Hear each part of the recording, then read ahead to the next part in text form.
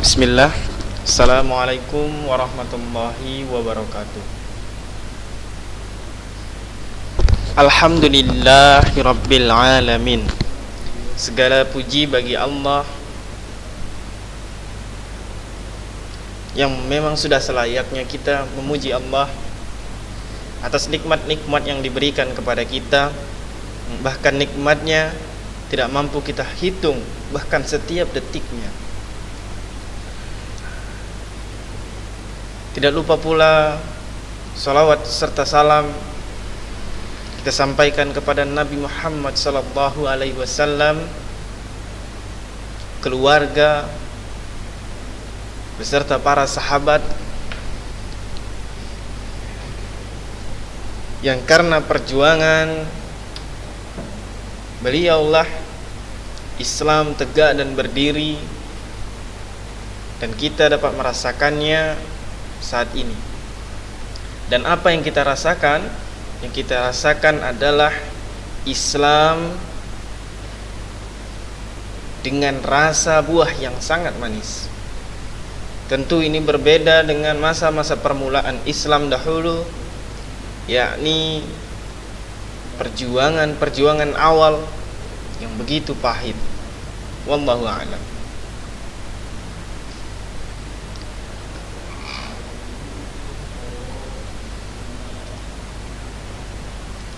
Pembahasan kita kali ini masih melanjutkan pembahasan kita sebelumnya, yakni tentang kebahasaan dari teks cerita fantasi.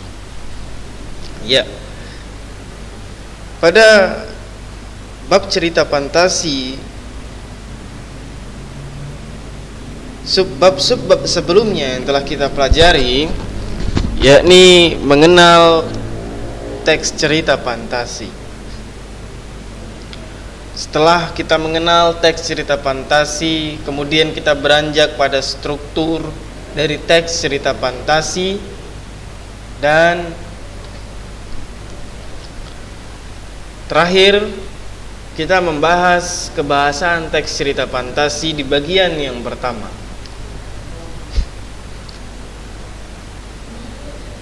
Pokok bahasan hari ini melanjutkan subbab bahasan minggu sebelumnya, yakni kebahasan teks cerita fantasi bagian yang kedua.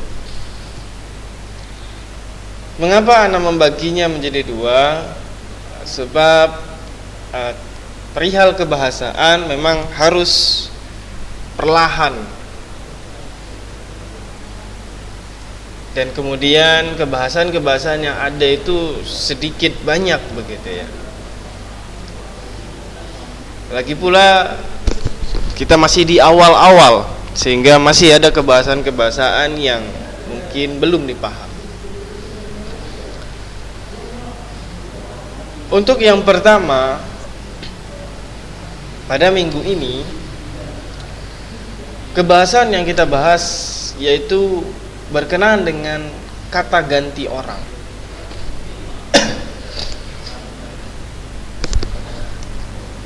Kata ganti orang itu dapat diartikan kata yang digunakan untuk menggantikan nama seseorang.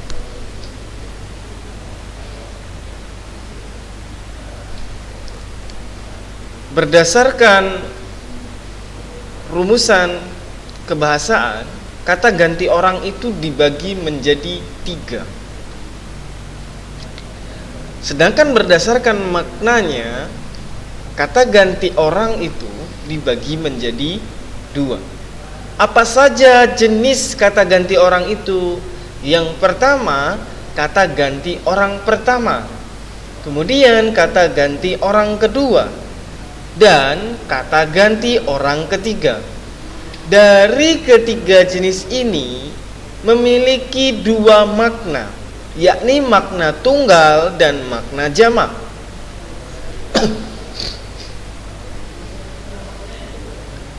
Nah, jenis kata ganti orang pertama yang bermakna tunggal itu menggunakan kata saya aku, daku, ku. Awalanku maksud ana, kemudian akhiranku. Jadi intinya kata ganti pertama tunggal itu menyatakan seseorang itu, menggantikan seseorang itu dengan sebutan saya atau aku. Sedangkan kata ganti orang pertama jamak itu menggunakan kata kami atau kita. Mengapa? Karena kata ganti orang pertama kami, mengapa dibuat kami? Karena kami itu masih ada aku di dalamnya, tetapi sifatnya jamak, lebih dari aku, sehingga dikatakan jamak. Jamak itu dapat diartikan lebih dari satu orang. Jamak, banyak begitu ya. Kemudian jenis kata ganti orang kedua. Nah, kata ganti orang kedua yang bermakna tunggal itu biasanya engkau, kamu, anda, dikau, awalan kau, dan akhiranmu. Itu yang tunggal. Sedangkan yang jamak yaitu kalian, kamu sekalian maksudnya. Jadi kamu ada sekaliannya di depan, anda sekalian. Jadi kamunya kamu itu bukan satu orang. Kalau kamu sekalian berarti lebih dari satu orang. Anda sekalian berarti lebih dari satu orang. Ini adalah kata ganti orang kedua. Sedangkan jenis kata ganti orang ketiga bermakna tunggal yaitu ia, dia, beliau, nya. Yang jamak yaitu mereka dan nya. Nah, dalam cerita fantasi ya, dalam cerita fantasi yang paling sering digunakan dalam cerita biasanya adalah jenis kata ganti orang pertama dan jenis kata ganti orang ketiga. Yang kedua itu umumnya tidak digunakan dalam proses penceritaan. Mengapa? Karena dalam proses cerita tidak menyebutkan kata kamu, engkau, tidak. Sulit untuk membuat cerita yang menggunakan kata ganti orang kedua, sehingga yang paling sering digunakan adalah kata ganti orang pertama dan kata ganti orang ketiga. Taib. Kita akan lihat teksnya dari teks cerita ini. Kira-kira di dalam teks ini menggunakan kata ganti orang keberapa? Kita akan lihat saja penggunaan katanya. Di sini minggu pagi yang cerah, Ardi, Handi, dan Dani berada di Candi Trowulan. Ardi, Handi, dan Dani. Bisa jadi mereka, bisa jadi kami, begitu ya. Kalau mereka berarti kata ganti orang ketiga yang bermakna jamak. Kalau kami berarti kata ganti orang pertama yang bermakna tunggal. Kita lihat. Terus kita lihat dulu ya. Kita lihat. Masih menyebutkan nama. Di mana kita? Kata di mana kita berarti menyatakan kata ganti orang pertama bermakna jamak. Jadi di dalam teks ini kita cuma melihat itunya saja, kita langsung tahu bahwasannya teks ini menggunakan kata ganti orang pertama bermakna jamak dan kata ganti orang pertama bermakna tunggal. Mengapa? Karena di sini ada kata aku. Yang poin intinya pada teks ini menggunakan kata ganti orang pertama, bukan orang ketiga. Ya, mudah-mudahan ini dapat dipahami dengan mudah. Di sini juga ada contoh saya. Itu membuktikan bahwasannya kata ganti yang digunakan adalah kata ganti orang pertama. Taib. Yang selanjutnya ada kata bermakna kiasan. Ya. Kata bermakna kiasan adalah sebuah kata, ya, bisa jadi kata, bisa juga gabungan kata, bisa jadi ini bisa kata, bisa juga prasa, ya, gabungan kata yang tidak melebihi batas fungsi itu disebut dengan prasa. Kata atau gabungan kata yang memiliki makna bukan sebenarnya, ini bermakna kiasan, ya, bermakna kiasan atau, ya, konotasi, ya, konotasi. Nah, ini kata bermakna kiasan atau konotasi. Kalau bermakna konotasi ini berarti maknanya bukan makna yang sebenarnya. Dalam teks cerita fantasi, gitu ya, makna kiasnya membandingkan atau menyamakan suatu objek dengan hal yang lain. Contohnya begini. Bunga desa artinya wanita cantik di suatu desa. Dapat dipahami, ya? Bunga desa. Jadi makna sebenarnya itu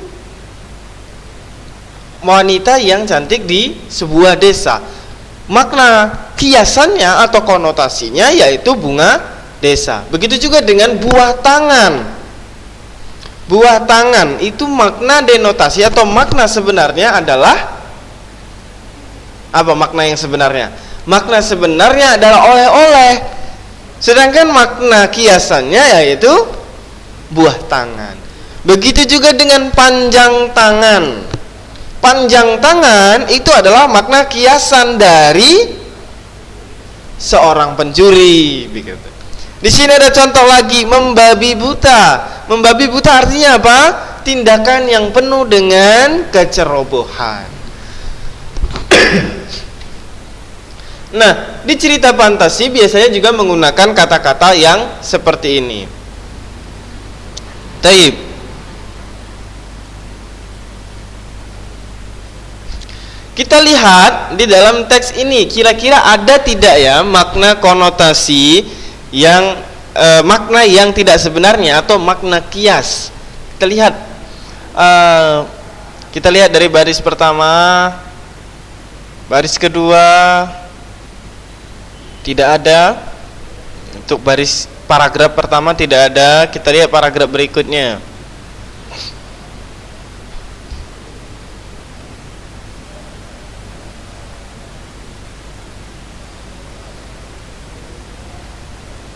Kita lihat sekelilingnya memancarkan kemilau keemasan. Iya, kemilau keemasan. Masih sebenarnya belum kias, ya.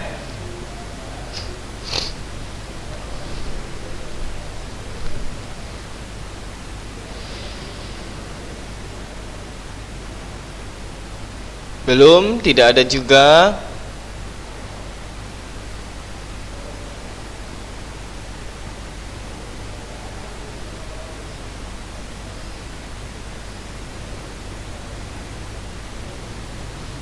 Tidak ada.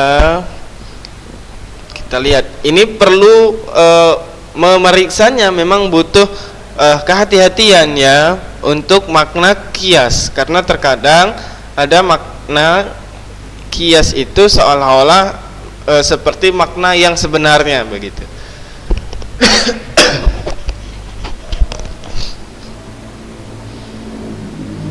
Kita lihat selanjutnya.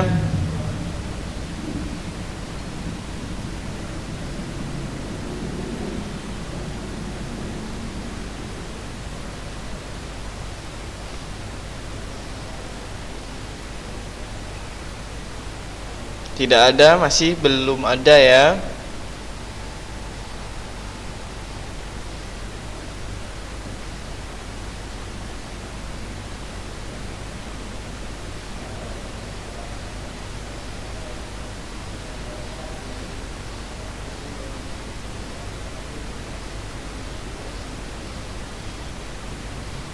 Ya. Untuk di teks yang ini, untuk makna kias itu tidak ada ya.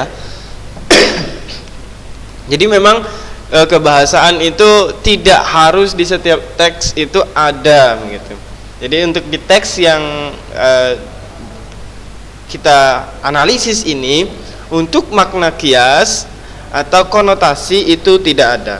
Nah, karena tidak ada, kita lanjutkan ke bahasan yang selanjutnya. Yang penting Ananda semua paham dengan makna kias ini. Makna kias berarti makna yang tidak sebenarnya, seperti yang sudah Anda contohkan sebelumnya, seperti bunga desa, membabi buta, buah tangan, panjang tangan, dan lain sebagainya yang sejenis.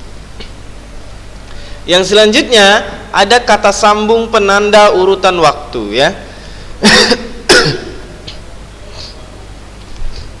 Nah, kata sambung penanda urutan waktu berfungsi sebagai ya penanda urutan waktu. Jadi ada kata sambung yang ini itu berfungsi untuk menandakan bahwasannya ada urutan waktu.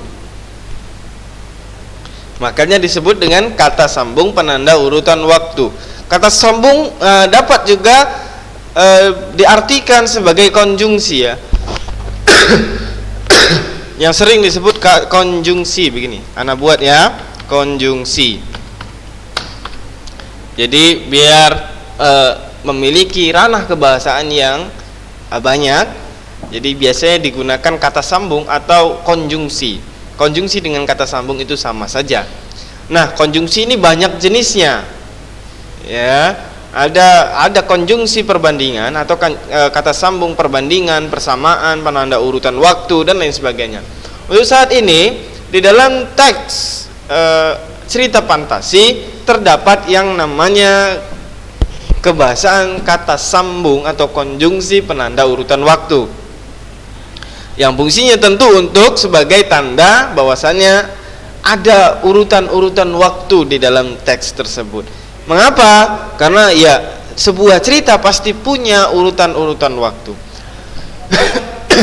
Contohnya biasanya ditandai dengan kata sehabis, hingga, selesai, sambil, selagi begitu ya, sampai, sementara, ketika, saat, setelah, sejak, tatkala, seraya, dan selama. Atau mungkin urutan-urutan waktu yang lainnya, pada zaman dahulu, 3 abad yang lalu, dan lain sebagainya. Kita ambil contohnya seperti ini. Sejak saat itu Dino tidak dapat menggunakan kekuatannya lagi. Nah, kata sejak ini adalah konjungsi urutan waktu. Ya, kita lihat dari contoh tadi. Contoh ada sejak. Ya. Baik. Untuk lebih mudahnya kita analisis saja yang ada di dalam teks. Minggu pagi, ya, minggu pagi katanya. Jadi langsung minggu pagi itu merupakan urutan waktu. Waktunya kapan? Pada hari Minggu, di pagi hari. Tayyib, kita beri tanda ya. Kita beri tanda bahwasanya ini adalah urutan waktu.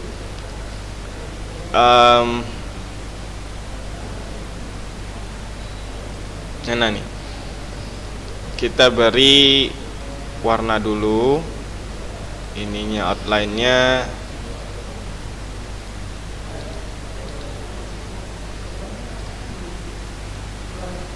Biar mudah ya.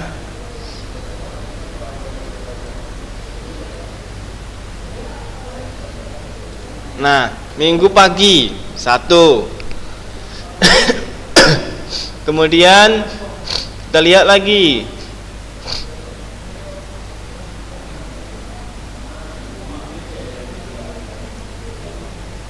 Tiba-tiba juga urutan waktu ya. Tiba-tiba ini urutan waktu juga. Tiba-tiba.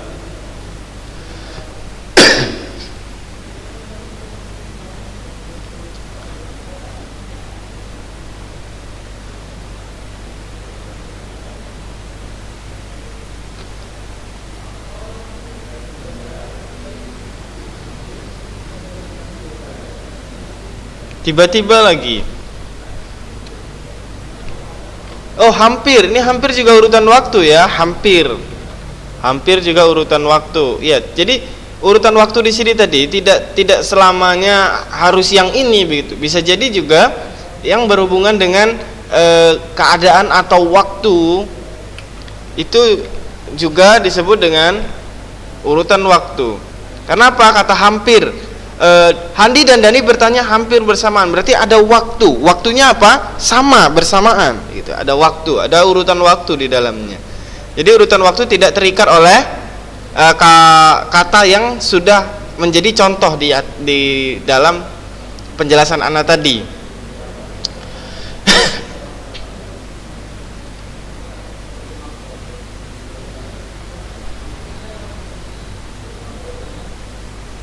Sebelum, kata sebelum juga urutan waktu.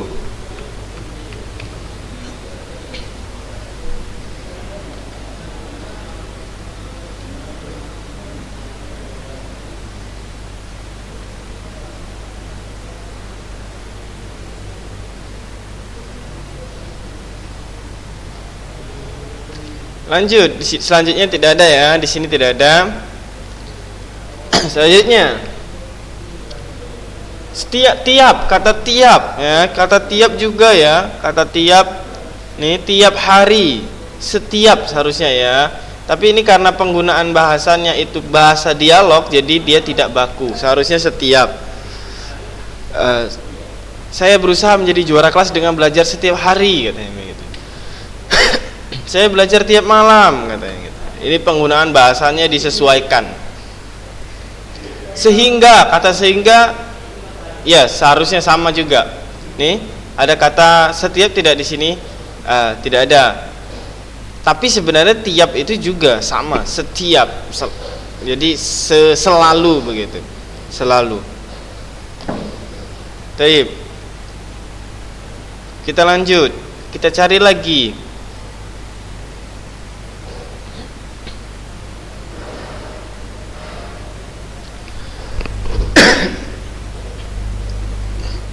Oh, yang ini ya, tadi ini sudah.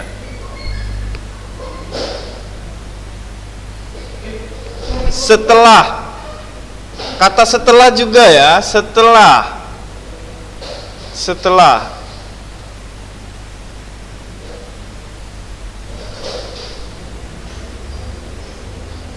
Selama. Kata selama ini ya. Kata selama. Kata selama, setelah.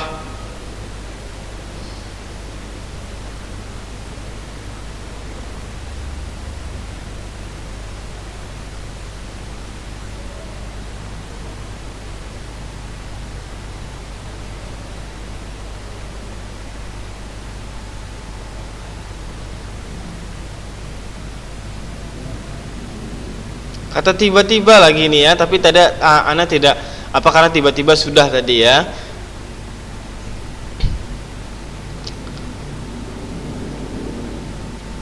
Baik. Jadi ini adalah contoh-contoh dari konjungsi penanda urutan waktu. Konjungsi atau kata hubung yang menandakan di dalam teks ini ada urutan waktu. Waktu masa lalu, masa sekarang, saat bersamaan, atau masa yang akan datang. Nah, ini adalah konjungsi urutan waktu. Nah, mudah-mudahan dapat dipahami. Kemudian kita akan lanjutkan ke pokok bahasan berikutnya atau kebahasan berikutnya, yaitu yang keempat, kata penunjuk keterkejutan. Kata atau ungkapan yang menjadi penunjuk adanya situasi mengejutkan dalam suatu kalimat, itu ya. Keterkejutan itu seperti itu ya. Tiba-tiba, tadi tiba-tiba sudah ada ya. Tiba-tiba itu juga kata sebagai kata penunjuk. Selain sebagai urutan waktu, tiba-tiba juga sebagai penunjuk keterkejutan. Di dalamnya itu menunjukkan bahwasanya orang itu terkejut begitu. Contohnya tiba-tiba, tak disangka, tak diduga. Contoh di sini, tiba-tiba alien berukuran sangat besar datang, begitu ya. Kalau di sini tiba-tiba letaknya ada di mana tadi? Tiba-tiba, ini tiba-tiba ya. tiba-tiba. Nah, ini ada tiba-tiba nih. Nah, ini adalah kata apa tadi? Kata penunjuk keterkejutan. Nah, Taib, mudah ya, mudah sekali dengan yang keterkejutan ini. Ini lagi ada tiba-tiba. Taib. Sampai di sini mudah-mudahan yang bagian keempat dipahami dengan mudah, karena yang sesuatu yang membuat orang terkejut. Tiba-tiba tidak disangka dia yang selama ini melakukan itu. Jadi terkejut kita. Terkejut ketika membaca, seolah-olah terkejut di dalam teks tersebut, di dalam cerita tersebut. Taib. Ini yang keempat. Yang selanjutnya yang terakhir, yang kelima. Yang kelima adalah kalimat langsung.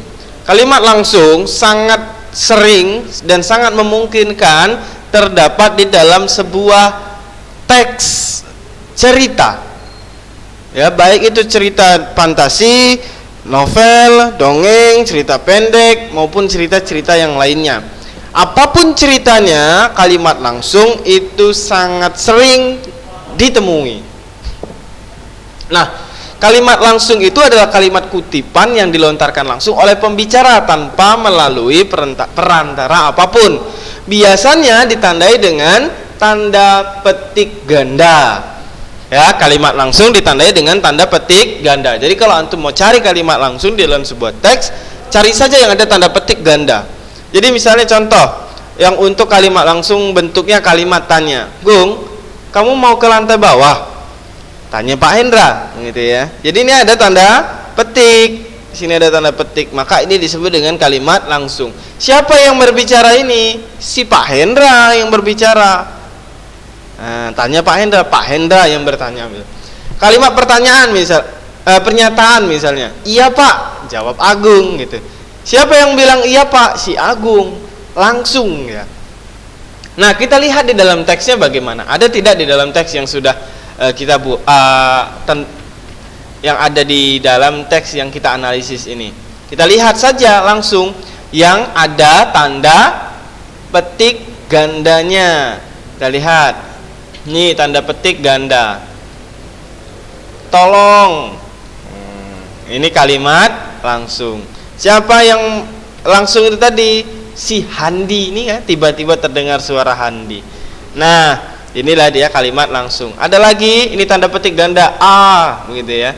Ini seharusnya A, tanda seru kemudian ditutup dengan tanda petik lagi, tapi ini tidak ditutup ya. Bisa jadi memang ada kesalahan yang ada di buku. Ini contohnya, ini ada di buku ya, contohnya ada di buku. Ya, anak-anak sekalian kan ada yang sudah mengambil buku, jadi bisa dipelajari juga yang ada di buku. Yang Anda bahas ini sama dengan yang ada di buku, tidak berbeda. Hanya saja materinya itu Anda buat lebih kompleks agar tidak terlalu bertele-tele. Kemudian di mana kita ini ada juga kalimat langsung, ada tanda petik gandanya. Kemudian tempat apa ini, gitu ya. Ini juga kalimat langsung.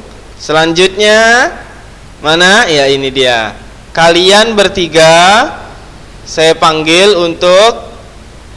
untuk apa ini katanya? Menemui leluhurmu, begitu katanya.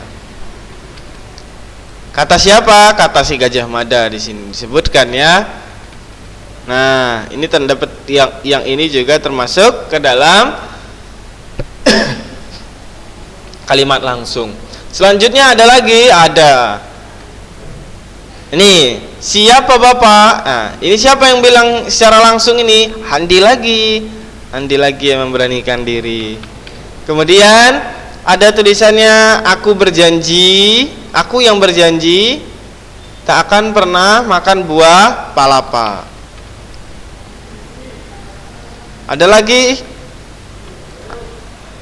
masih banyak sekali kalau kata yang kalimat yang merupakan kalimat langsung ya, kalimat langsung ini. Kita lihat lagi, ini Gajah Mada ya. Ini kalimat langsung.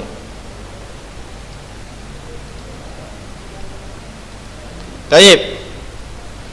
Karena waktu kita sudah habis ya. Ini adalah tidak kita bahas semuanya. Karena waktunya ternyata sudah 30 menit. Baik. Kita ada tugas ya. Tugasnya bacalah teks berlian 3 warna, ada di buku ya teksnya. Kemudian analisislah kebahasan teks tersebut berdasarkan hal berikut: kata ganti orangnya, kata bermakna kiasannya, kata sambung urutan waktu, kata penunjuk keterkejutan, dan kalimat langsung. Nanti dibuat di tabel seperti ini ya, dibuat di tabel seperti ini. Kemudian dikirimkan ke Ana seperti biasanya, dan waktunya juga seperti biasanya. Ini teksnya ya, bagi yang Ananda belum mendapatkan buku. Ini ada di akhir teksnya.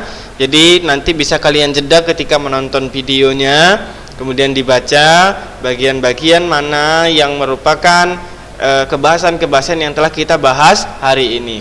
Nah, ini adalah kelanjutannya ya. Ini kelanjutannya. Tayyib. Alhamdulillah, pembahasan materi kita hari ini telah berakhir. Mudah-mudahan mendatangkan manfaat yang baik. Ana akhiri dengan assalamualaikum warahmatullahi wabarakatuh.